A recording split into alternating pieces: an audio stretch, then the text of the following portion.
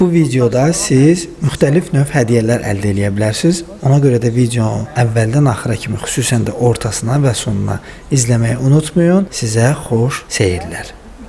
Dostlar salam, hər birinizi salamlayıram. Bugünkü bizim videomuz sırf mənim maşınıma aiddir. Yəni ki, mən 3 il yarımdır ki, bu maşını sürürəm. Söhbət Toyota Prius 20 gövdədən gedir və bu 3 il yarım ərzində nəsə sıradan çıxıbsa, yəni möhkəm nəsə problemi olubsa, bu haqqda mən sizə məlumat verəcəm. Çünki günü bugün bölgələrdə kifayət qədər adamlar var ki, almaq istəyir bu maşını, amma tərəddüd eləyir, bilmir alsın yoxsa yox. Ona görə də bu videonu çəkirəm ki, onlar yəni qəti qərarını versinlər ki, bu maşını almağa dəyər yoxsa yox. İlk öncə ondan başlayaq ki, mən 3 il yarımdır bu maşını almışam.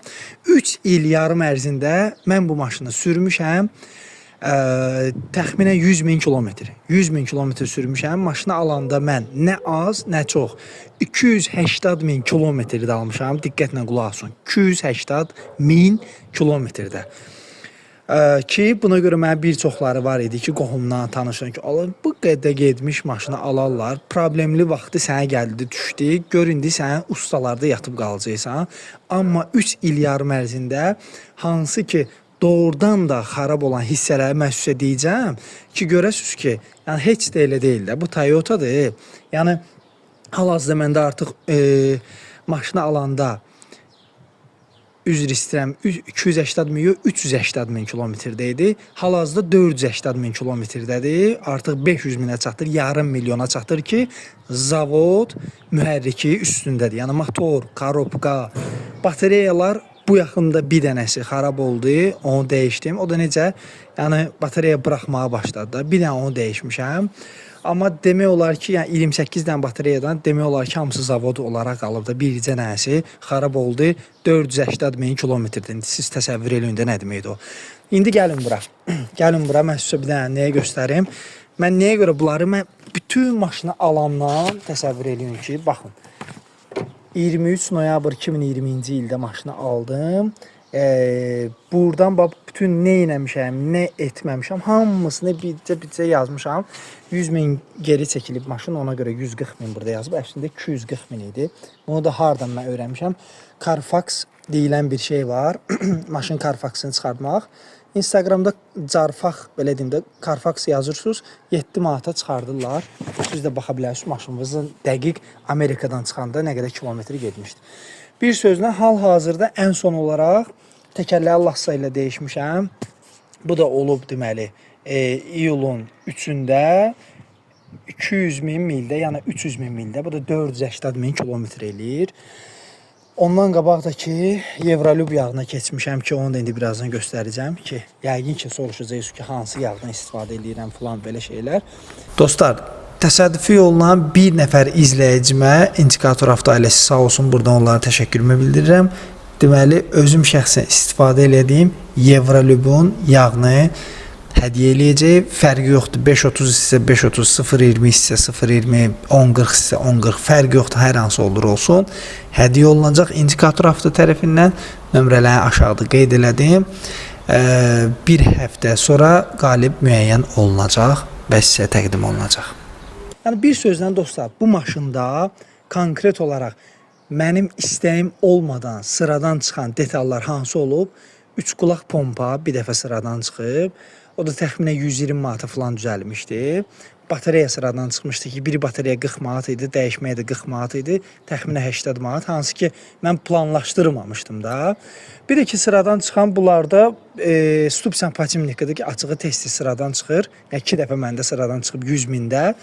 Ki, bu da yəni sıradan çıxmış. Amma ümumilikdə ABS-i deyim sıradan çıxıb, yox.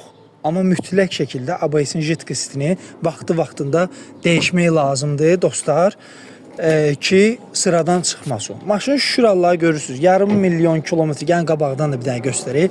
Yarım milyon kilometr getmiş Prius'dur. Allah'a şükür ki, yəni şəhərdə mənəm deyən Prius'lardan heç də geri qalmır. Yəni vidinə görə, stoykasına görə, necə deyərlər, vəziyyətinə görə mən tam əminliklə deyə bilərəm ki, bu heç də, yenə deyirəm, mənəm deyən Prius'lardan geri qalmır. Ona görə də, amma baxmışam maşına. Yəni heç vaxt qoymamışam ki, nəsə sıradan çıxsın.